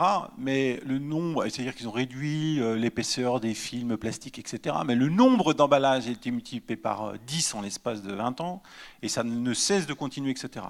Donc nous, ce que l'on dit, c'est que ces filières demain, elles doivent être gérées peut-être collectivement, que les fonds soient aussi gérés par les collectivités territoriales. On ne peut plus aujourd'hui faire supporter par la puissance publique la gestion des déchets, parce qu'aujourd'hui, certes, les filières permettent de gérer les déchets, mais aujourd'hui, c'est qu'une fraction de ce que paye la puissance publique. Quand les REP, elles payent 1 euro, la puissance publique paye 3 euros pour gérer les déchets. Et on voit, quand on voit cette dérive, il y a très peu d'argent qui est utilisé sur l'éco-conception. Je regarde l'éco-emballage sur un budget de 900 millions d'euros, à peine 4 millions d'euros est utilisé chaque année pour travailler sur l'éco-conception, c'est-à-dire faire des produits moins nocifs, etc.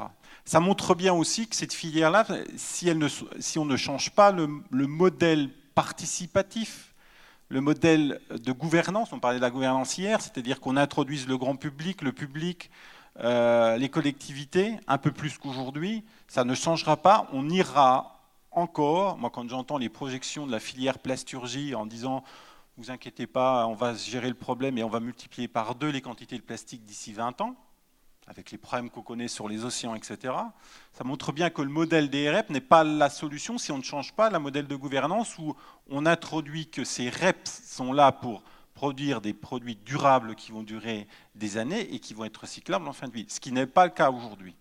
Et je ne voudrais pas que la REP bâtiment soit aussi le fait d'industriels qui soient là pour défendre leur point de vue et qui empêchent, comme le disait Christian, des initiatives et de l'innovation de matériaux qui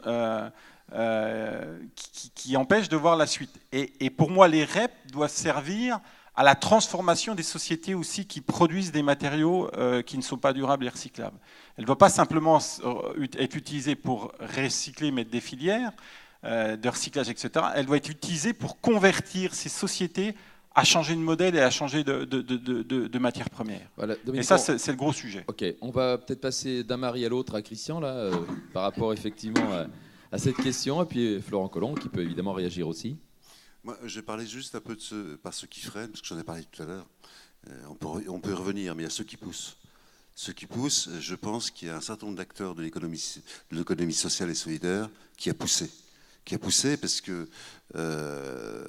si on prend un autre exemple d'isolant, par exemple, qui est le Métis qui est fait par Relais, c'est du recyclage de coton, de jean pour faire un isolant. Donc c'est bien un réemploi in situ, plutôt que d'envoyer des vêtements je ne sais pas où. Donc il y a des gens qui poussent comme ça. Le groupe Envie au niveau recyclage et au niveau électroménager a fait des choses. Et aujourd'hui, on commence à reparler de réintroduire des métiers de réparation. L'obsolescence des matériaux, c'est peut-être aussi ça, l'une des choses sur lesquelles il faut pousser pour arrêter ça. Je pense qu'il y a une prise de conscience. Il y a un récent sondage qui a été fait par Chimie Végétale, par l'IFOP, pour Chimie Végétale, qui montre que et c'est pour ça que les politiques, il faut qu'ils y aillent aujourd'hui. 83% de la population est favorable au développement des matériaux biosourcés. Je sais que notre matière première de demain, c'est nos poubelles. On a un gisement, on n'a pas de pétrole, mais on a un vrai gisement pour innover, pour investiguer et pour développer de l'économie au service de l'humain. Quand on met un matériau dans un bâtiment qu'il est sain, ben c'est pour, non seulement c'est bien parce qu'on a produit un matériau sain, mais c'est bien aussi bien pour les gens qui y vivent. Ok, donc c'est gagnant-gagnant pour tout le monde. C'est gagnant-gagnant. Voilà, on va en terminer là, malheureusement, voilà, parce qu'effectivement, il faut bien terminer une fois. Donc merci beaucoup, je vous demande d'applaudir nos intervenants, notre grand témoin, nos 4 intervenants.